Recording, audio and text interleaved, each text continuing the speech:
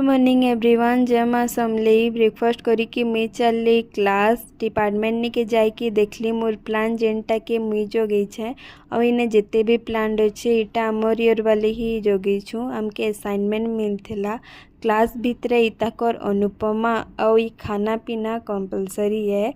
Class सारी की मुई गली लाइब्रेरी मते टे प्रिंट आउट बाहर करबार थिला।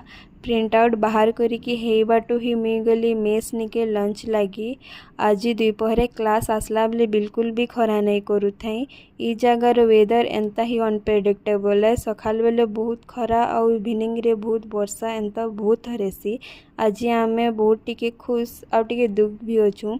खुश इथि लगी कि आमे मैंने बहुत जल्दी घर जेमु और दुख इथि लगी कि घर जीवार आगु एग्जाम अच्छे आमर।